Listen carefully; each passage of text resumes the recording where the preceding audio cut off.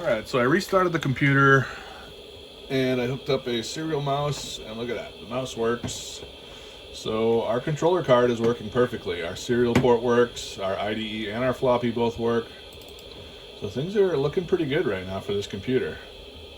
And look at that, we have a hard drive that has a partition and it's compressed. Look at that. It's trying to load up some sort of a game here. Sierra. Jeff Tunnel Productions. The Incredible Machine. Look at that, that's cool. There's no way it's gonna play Doom 2. Is it even gonna load this thing? There's no way. I definitely need to get sound now. It's loading it. This is unbelievable. No way. Doom 2, 1994. I guess that's kind of period correct. I just know it's not going to run. It is going so slow. Alright, that is so slow. New game. Hurt me plenty. Yeah, that's what I thought. It's not playable. We're going to have to do some work on that. Alright, so I have everything up and running on the 486 VLB build, but I decided to get rid of the old hard drive partition and get rid of Windows 95. So I have to come into Fdisk here and I have to delete the partitions. So I need to display partition information. It says we have one partition here. So we have to delete partitions, primary DOS partitions. It says yes, this will be deleted. Enter the volume label. So you have to type this. It says R2D2. Somebody's clever. I wonder where that came from. Star Wars. R2D2. Click enter. Are you sure? Yes, I would like to clear it. And yes, primary DOS partition deleted. Alright, so now we are going to create a new partition. We are going to create a primary DOS partition. And it says, do you want to make sure the maximum space is available? You have to click yes.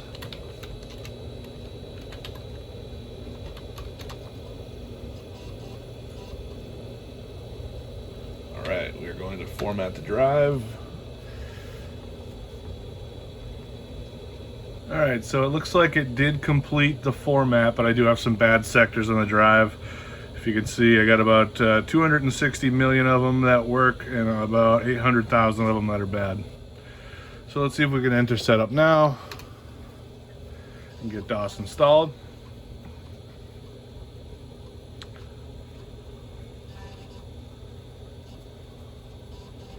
Hey, good boy. Oh, done. There we go. It took a little while, but it worked. Alright, there we are. We're in DOS. We can do a directory search, and now we have nothing on the hard drive. Still have 250 megs. Alright, so I just cut a quick cable off of, this is actually a CD-rom audio cable. I just cut it in half and pulled out the wiring, and I'm just going to make a speaker port so I can get this speaker plugged into my motherboard. Maybe it'll make some beeps. So for now, I'm just going to stick the wires into the terminal and find out which way they're polarized and make sure the thing works. And then from there, maybe I can cut it and solder it together and heat shrink it. Oh, look at that. We got a beep. All right, things are beeping. That's good. So the 486 VLB board and the 25 megahertz processor, we're all paired together and working in this case. Everything's going good. We have DOS loaded. We have the Cirrus Logic VLB 1 megabyte video card. So far everything's going good. We got the 3.5 floppy working. We got the hard drive working. It did have some bad sectors, but we were able to get it formatted with those bad sectors just being not used. All right, looks like we got Crystal Caves working on the computer. And the speaker is also working.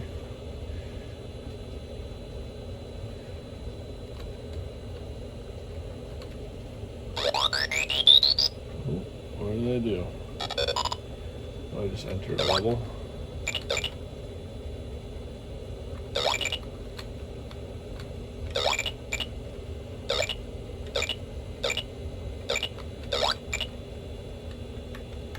Oh shoot. Just let that thing hit me. Ooh, I got a mushroom, baby! Come back, elevator, I was too slow. Alright, there you are. Oh, I gotta get the gun. Oh, I almost had it. I'm gonna wait for it again. Oh, elevator. You my only friend.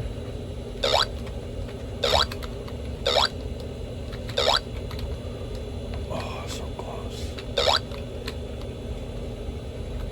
It's gonna take all day to go up and down this elevator shaft here.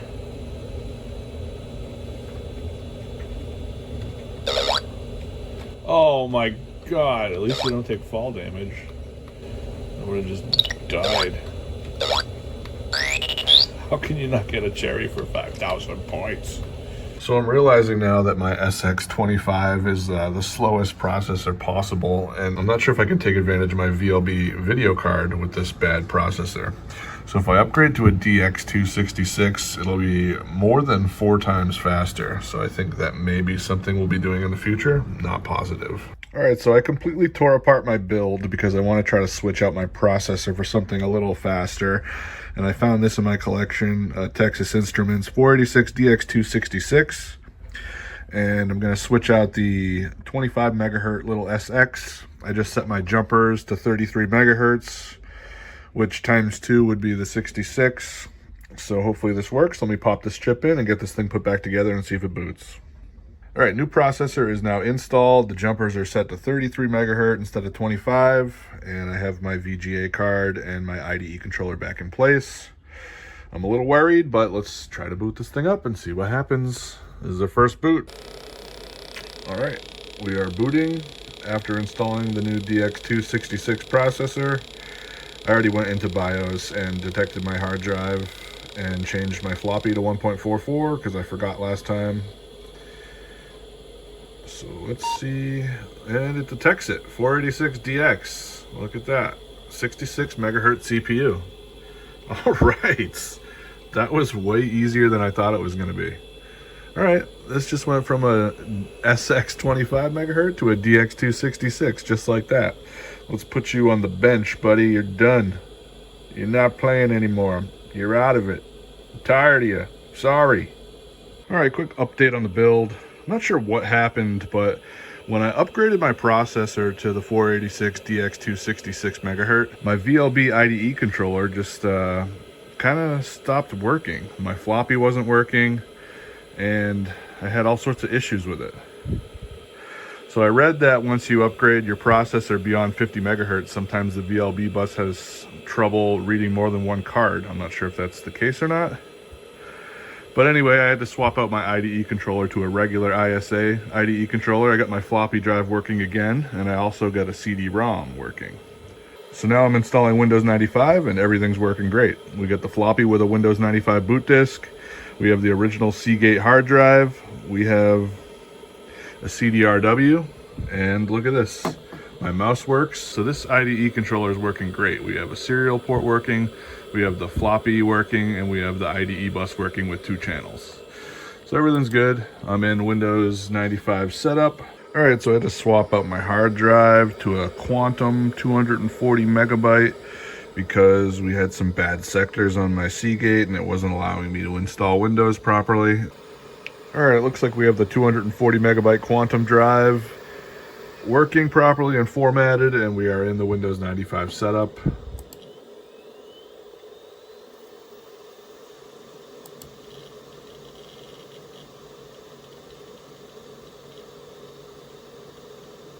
I've installed Windows 95 over the last 30 years so many times that I have the key memorized.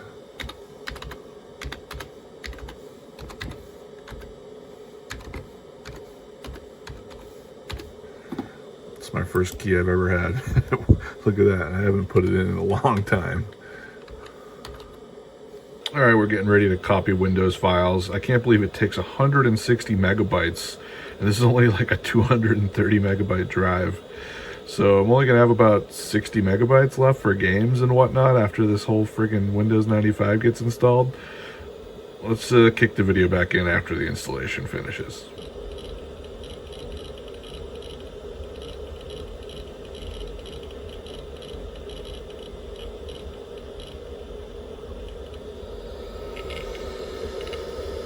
Took at least 20 minutes to get to where we're at now, and this isn't even the complete installation. I'm pretty sure after this it's going to load Windows, take another 30 minutes, so I'm glad I'm not recording this entire thing right now.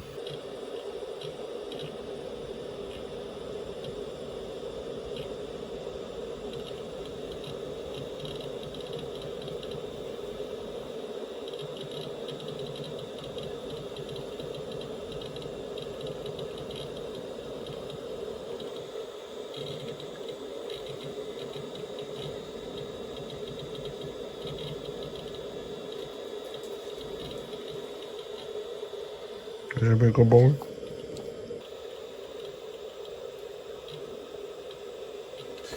There we have it. About 45 minutes later, we're in Windows. It looks like our graphics card was detected properly just by looking at the color. Let's see here. Yep, 256 colors. And it found our Cirrus Logic VLB card. Look at that. That's sweet. Now let's see how much storage space we have left on this hard drive, because... oh wow, it's not as bad as I thought it was going to be. It says we have 144 megs of free space, but when I was doing my custom installation, it said it required 160 megabytes. It's not true at all. If we do the math there, it looks like it only used about 70 megabytes. I'm getting really tired of setting my BIOS every single time I turn on my computer, so I'm gonna make some sort of a battery setup. So I have a Cd-rom aux cable, and I have a lithium-ion battery. I'm just gonna solder it on there and put it on my board so I don't have to keep going through this over and over and over while I'm trying to get this computer set up.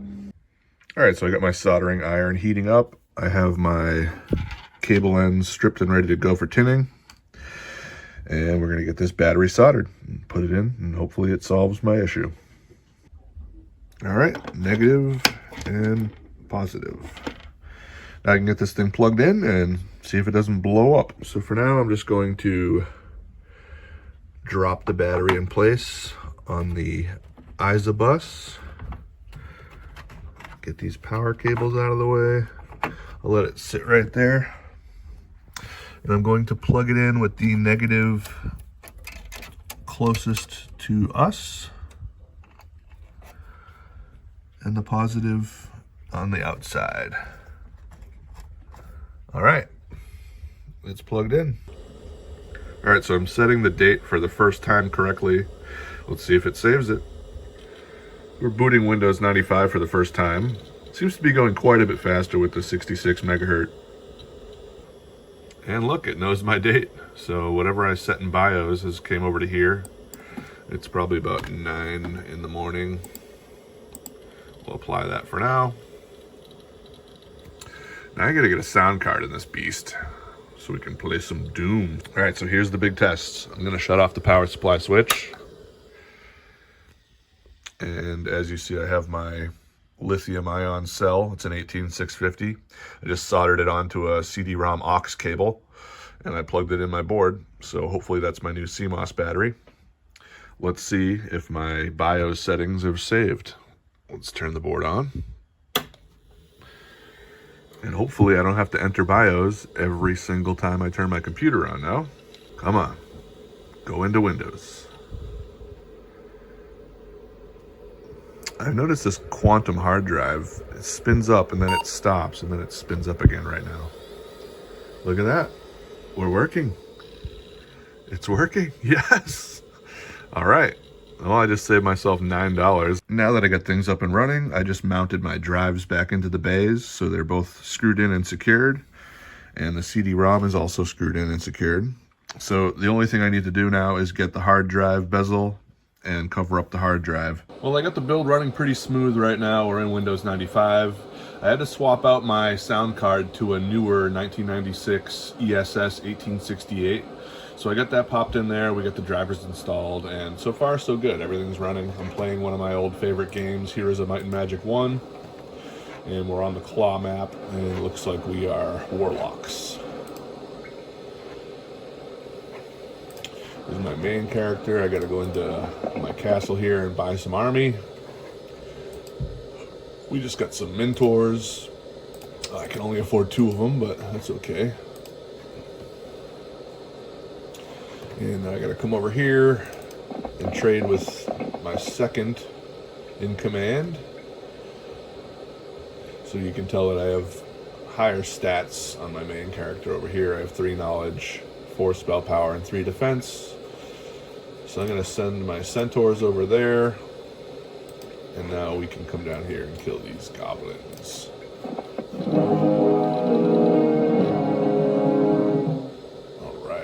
This is a pretty easy fight, so I'm just going to put this on auto combat.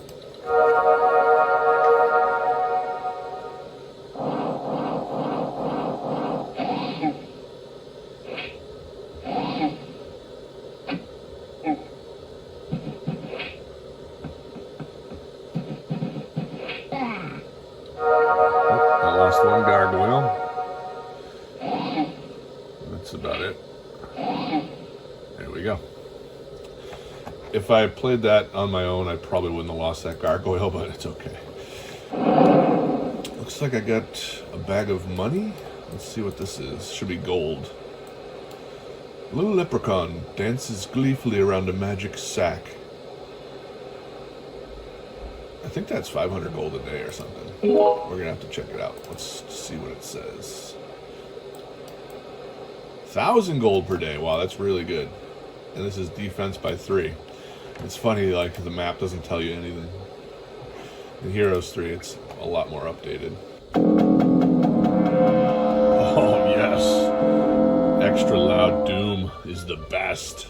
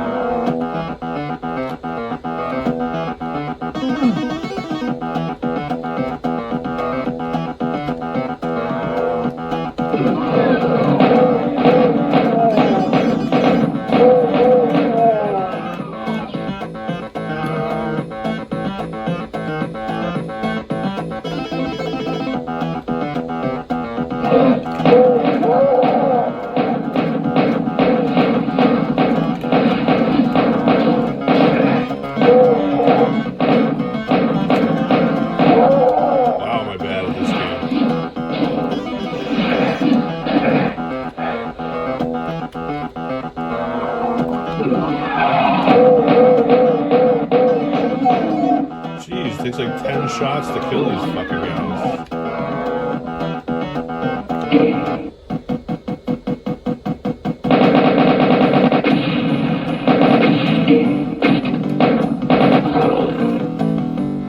Well, there you go. Doom works. That thing is so sweet.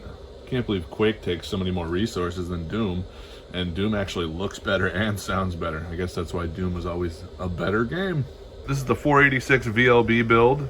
It's got the 1 megabyte Cirrus Logic VLB card. It's got the ESS Audio 1868F sound card.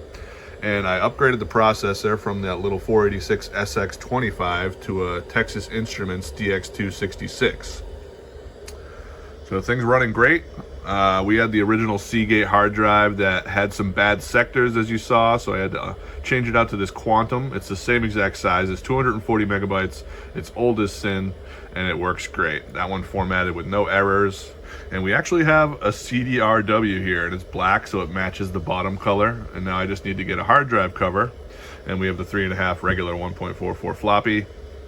So this thing is ready to rock and roll. We're ready to play some games and cover it up. I just need to get this hard drive bezel, and we are good to go. Thanks for watching the build, guys. Subscribe, like, and leave comments.